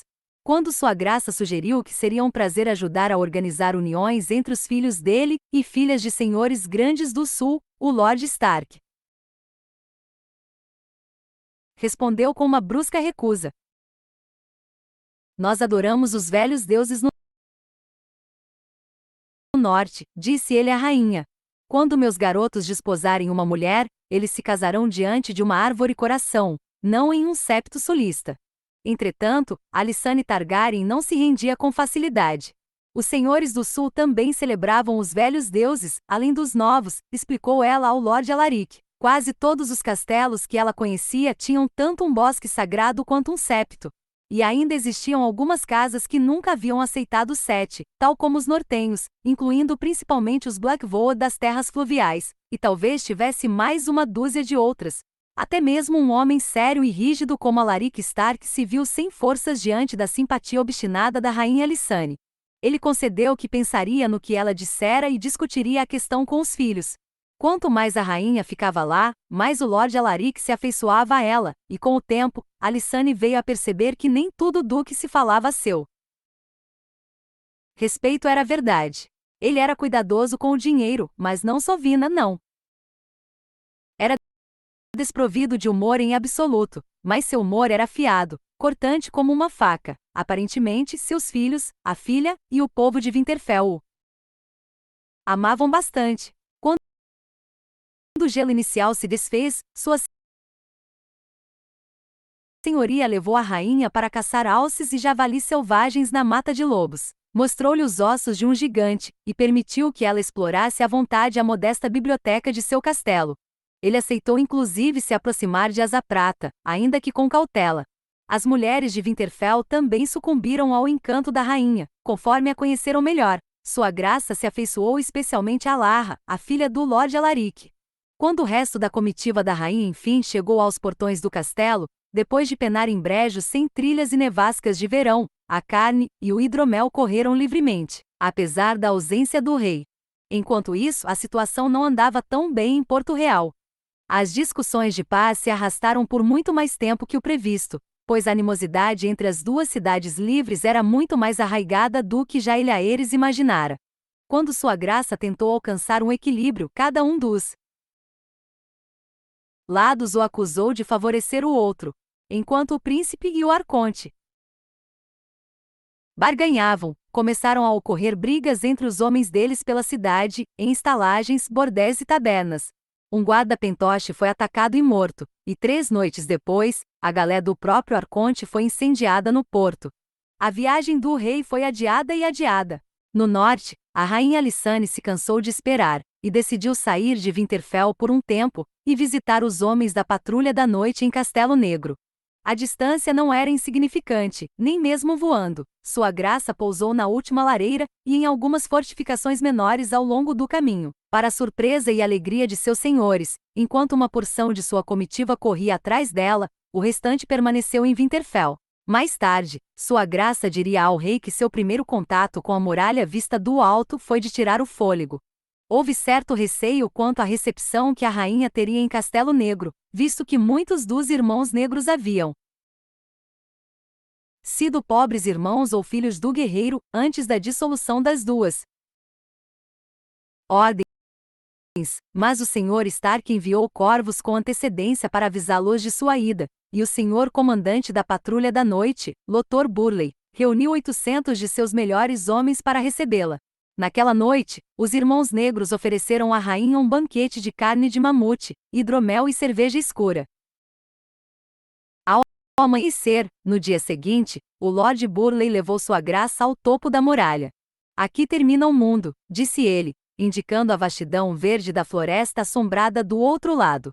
Burleigh se desculpou pela qualidade da comida e da bebida oferecidas à rainha, e das acomodações rústicas em Castelo Negro. Fazemos o possível, majestade, explicou o senhor comandante, mas nossas camas são duras, nossos salões são frios, e nossa comida é nutritiva, concluiu a rainha. E isso é tudo o que eu peço. Ficarei feliz de comer o mesmo que vocês. Os homens da patrulha da noite ficaram tão fascinados pela dragão da rainha quanto o povo de Porto Branco, embora a rainha mesmo tenha observado que Asa Prata não gosta desta muralha. Mesmo que fosse verão e a muralha chorasse, o frio do gelo ainda se fazia sentir sempre que o vento soprava, e a cada rajada a dragão sibilava e mordia o ar. 3 vezes voei com Asa Prata muito acima de Castelo Negro, e 3 vezes tentei levá-la para o norte além da muralha, escreveu Alysanne para Jaehaerys, mas em todas elas se virou para o sul de novo e se negou a ir.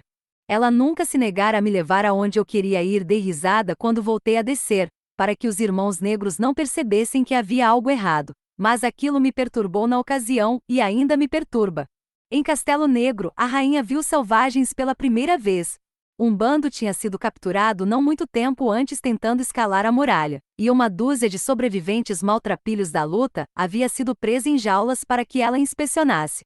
Quando sua graça perguntou o que seria feito deles, informaram-lhe que eles perderiam as orelhas antes de serem soltos ao norte da muralha. Todos menos aqueles 3, disse seu acompanhante, apontando para 3 prisioneiros que já haviam perdido as orelhas. Aqueles 3 vão perder a cabeça. Eles já foram pegos uma vez.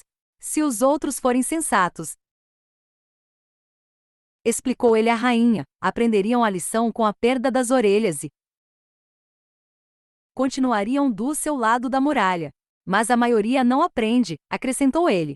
3 dos irmãos tinham sido cantores antes de tomar o negro, e eles se revezaram tocando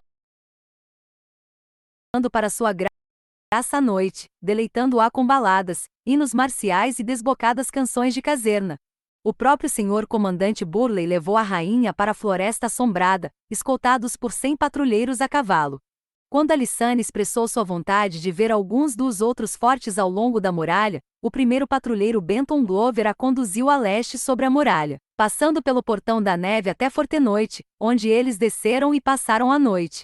O trajeto, a rainha considerou uma viagem das mais estarrecedoras que já fizera, tão estimulante quanto fria, e o vento lá em cima soprava com tanta força, que era um medo meu que ele estivesse a ponto de nos jogar para fora da muralha. Quanto à Fortenoite, ela achou sombrio e sinistro.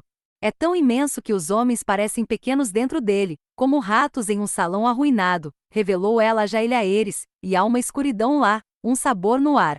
Fiquei feliz de sair daquele lugar. Não se pense que os dias e as noites da rainha em Castelo Negro foram ocupados totalmente com tais atividades ociosas.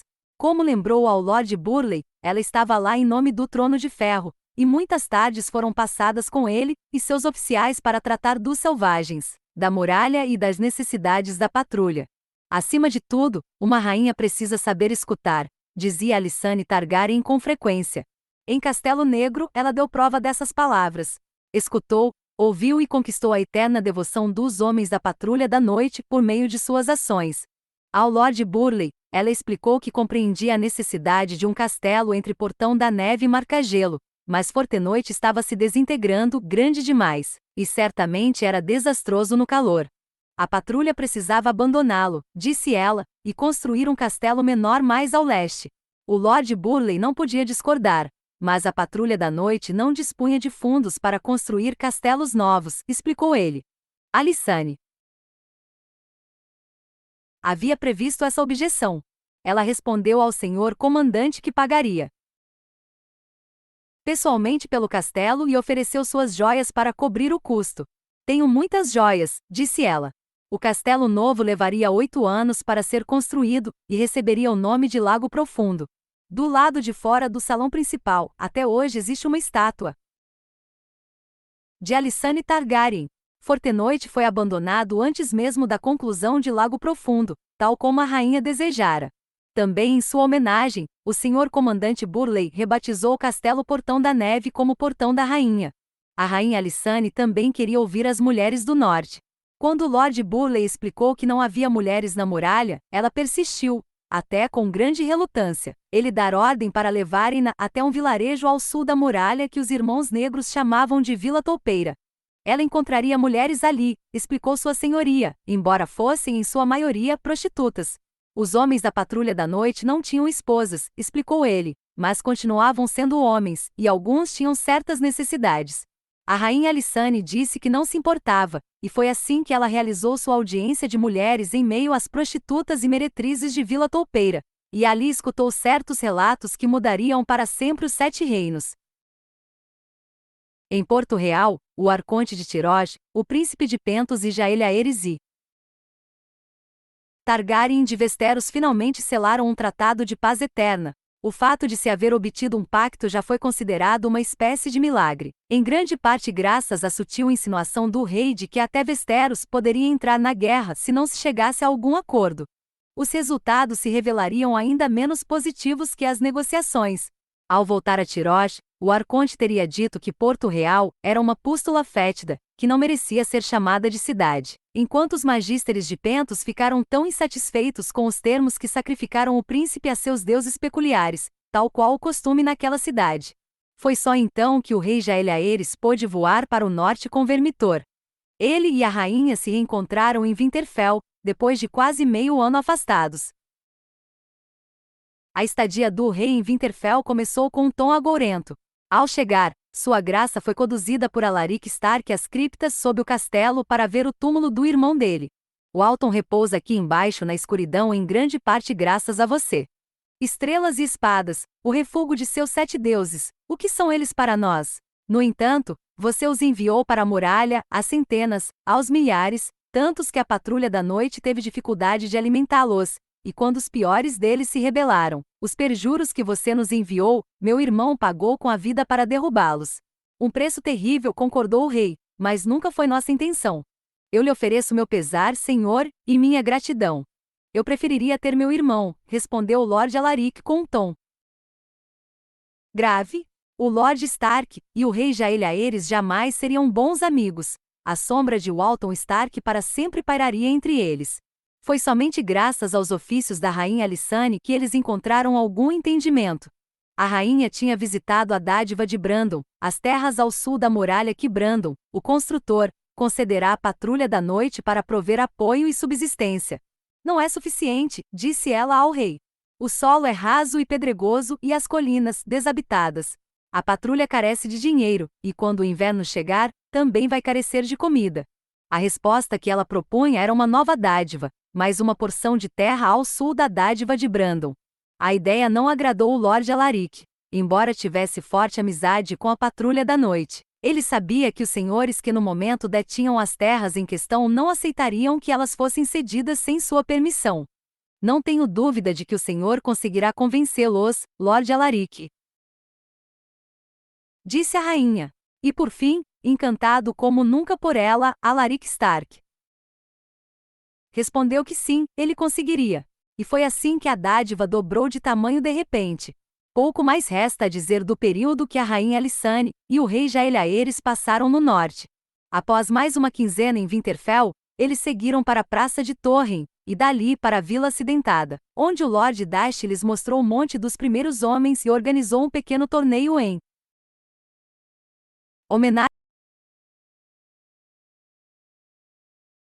a eles.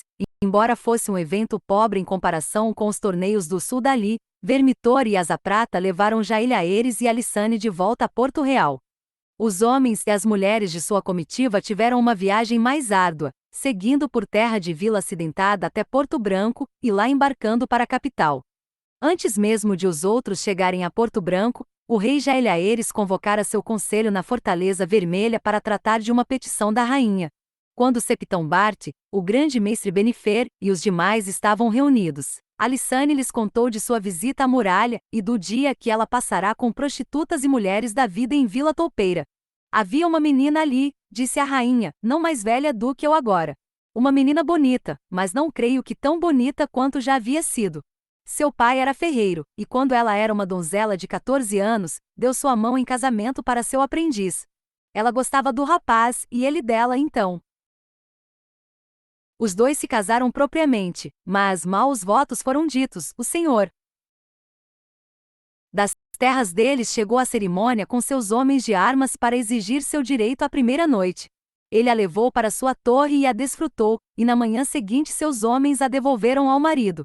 Mas sua donzelice se perderá, assim como qualquer amor que o aprendiz nutrira por ela. Ele não podia erguer a mão contra o senhor sem arriscar a própria vida, então a ergueu contra a esposa. Quando ficou evidente que ela estava esperando um filho do senhor, ele a espancou até ela o perder. Desde então, ele nunca mais a chamou de nada além de puta, até que por fim a menina decidiu que, se era para ser chamada de puta, que vivesse como uma, e então ela foi para a Vila Toupeira. E ali mora até hoje, uma jovem triste, arruinada. Mas, ao mesmo tempo, em outros vilarejos, outras donzelas estão se casando, e outros senhores estão exigindo sua primeira noite. A dela foi a pior história, mas não a única. Em Porto Branco, em Vila Toupeira, em Vila Acidentada, outras mulheres falaram também de suas primeiras noites. Eu nunca soube, senhores. Ah, eu conheci a tradição. Até em Pedra do Dragão existem histórias de homens de minha própria casa, Targaryen, que se serviram à vontade de esposas de pescadores e criados, e que geraram filhos nelas. Chamam de sementes de dragão, disse Jailhaeres com evidente relutância. Não é objeto de orgulho, mas aconteceu, talvez com mais frequência do que nós gostaríamos de admitir. Mas essas crianças são apreciadas. O próprio Horus Baratheon foi uma semente de dragão, um irmão bastardo de nosso avô. Eu não poderia dizer se ele foi concebido em uma primeira noite, mas o Lorde Aerion foi seu pai, isso se sabia bem. Foram dados presentes, disse a rainha com um tom ríspido de desdém. Não vejo honra nenhuma nisso. Eu sabia que essas coisas aconteciam centenas de anos atrás, admito, mas nunca imaginei que o costume persistisse com tanta força até hoje. Talvez eu não quisesse saber. Fechei meus olhos, mas aquela pobre moça em Vila Toupeira os abriu. O direito da primeira noite. É chegado o momento de vossa graça e os senhores darem um fim a isto. Eu imploro. Abateu-se um silêncio após a rainha terminar de falar, conforme nos revela o grande mestre Benifer. Os senhores do pequeno conselho se movimentaram em seus assentos constrangidos e trocaram olhares, até que por fim o próprio rei se pronunciou compreensivo, mas relutante. O que a rainha propunha seria difícil, disse Jailhaeres. Os senhores se tornavam problemáticos quando reis começavam a reivindicar algo que eles consideravam legitimamente seu. Terras, ouro, direitos, esposas, concluiu Alissane. Eu me lembro de nosso casamento, senhor. Se você tivesse sido um ferreiro, e eu, uma lavadeira, e algum senhor tivesse vindo me buscar, e tomar minha donzelice no dia em que trocamos nossos votos, o que você teria feito? Eu o teria matado, disse Jailhaeres, mas não sou ferreiro. Se foi o que eu disse, insistiu a rainha. Um ferreiro ainda é um homem, não? Que homem além de um covarde aguardaria servilmente enquanto outro homem se aproveita de sua esposa? Não queremos que ferreiros matem senhores, claro. Ela se voltou para o grande mestre Benifer e disse, eu sei como Gargon Coeres morreu. Gargon, o convidado. Quantos outros casos como esse já aconteceram, eu me pergunto. Mais do que eu gostaria de afirmar, admitiu Benifer. Não se fala muito deles, por receio de que outros homens decidam fazer o mesmo, mas a primeira noite é uma ofensa contra a paz do rei, concluiu a rainha. Uma ofensa não apenas contra a donzela, mas também contra o marido dela, sem contar a esposa do senhor. O que essas senhoras nobres fazem enquanto seus maridos saem para desvirginar donzelas? Elas cosem, cantam, rezam. Se fosse comigo, eu talvez rezasse para o Senhor meu marido cair do cavalo e quebrar o pescoço quando estivesse voltando para casa. O rei Jaeliaeres sorriu, mas era evidente que ele estava se sentindo cada vez mais incomodado. O direito da primeira noite é ancestral, contestou ele, ainda que sem grande entusiasmo, tão parte dos poderes do Senhor quanto o direito de justiça. Ao que me consta, ele raramente é aplicado ao sul do gargalo, mas sua existência continuada é uma prerrogativa da aristocracia que alguns de meus súditos mais suculentos detestariam perder. Você não está errada, meu amor, mas às vezes é melhor deixar que um dragão continue adormecido. Nós somos os dragões adormecidos, retrucou a rainha. Esses senhores que adoram suas primeiras noites são cães. Por que eles devem saciar seus desejos com donzelas que acabaram de jurar amor a outros homens? Eles não têm suas próprias esposas? Não existem prostitutas em suas terras? Eles perderam o domínio das mãos? O juiz Lord Albin Massey então se pronunciou. Há mais por trás da primeira noite do que desejo, Vossa Graça. A prática é ancestral, mais antiga que os ândalos, mais antiga que a fé. Ela remonta à Era da Aurora, sem dúvida. Os primeiros homens eram uma raça brutal, e como selvagens do outro lado da muralha, seguiam apenas a força. Seus nobres e reis eram guerreiros, poderosos homens e heróis, e as pessoas queriam que seus filhos fossem iguais. Se um senhor decidisse conceder sua semente a alguma donzela na noite do casamento dela, isso era encarado como uma espécie de bênção. E se uma criança fosse gerada no encontro, tanto melhor. O marido então poderia ostentar a honra de criar o filho de um herói como se fosse seu. Talvez fosse assim, 10.000 anos atrás, respondeu a rainha, mas os senhores que reivindicam a primeira noite hoje não são heróis. Você não escutou a mulher que falou deles. Eu sim. Homens velhos, gordos, cruéis, meninos bexiguentos, babões, homens cheios de escaras, cicatrizes, furúnculos, senhores que passam meio ano sem se lavar, homens com cabelos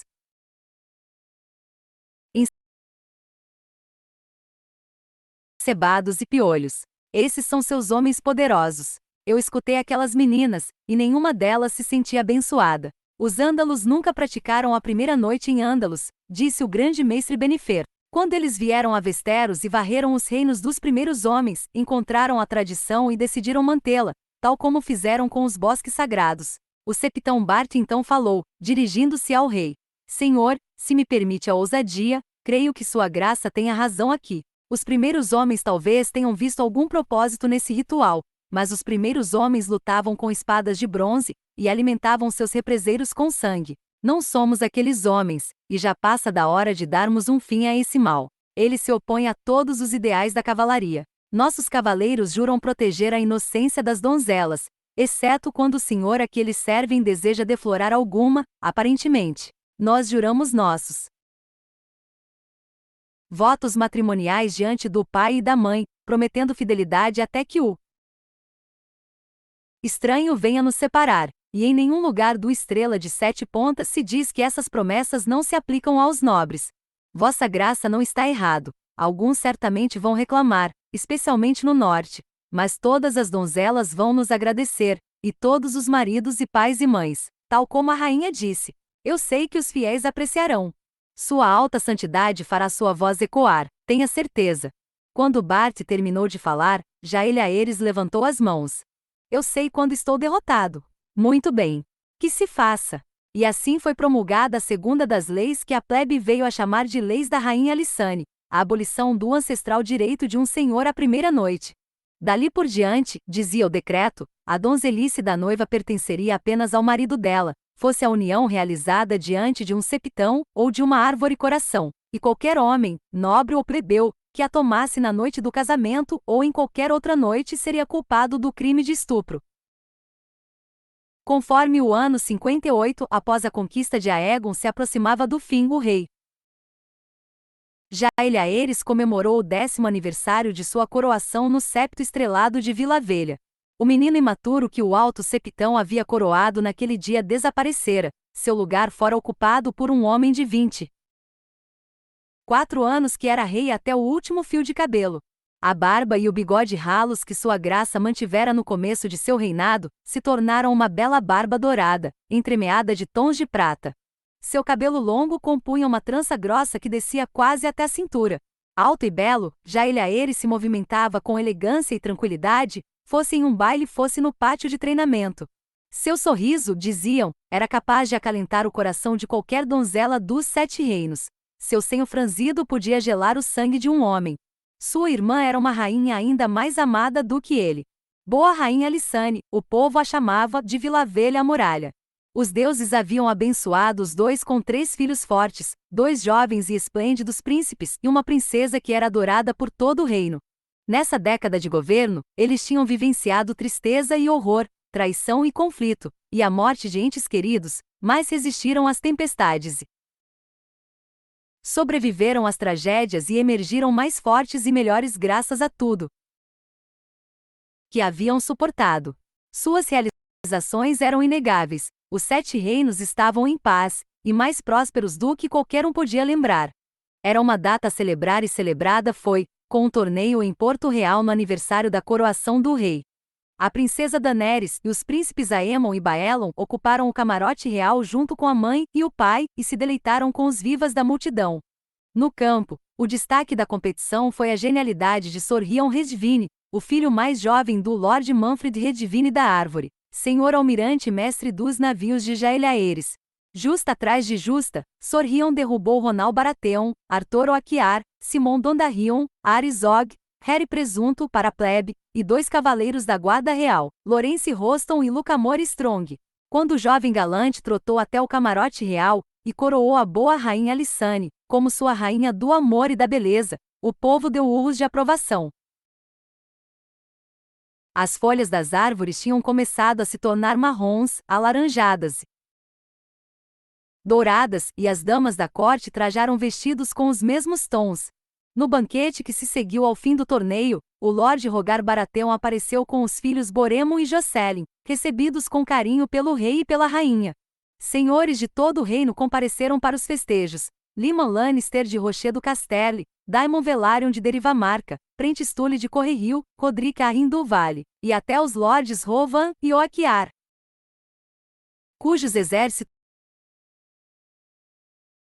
haviam marchado com Septão Lua no passado. Theomore Manderly desceu do norte.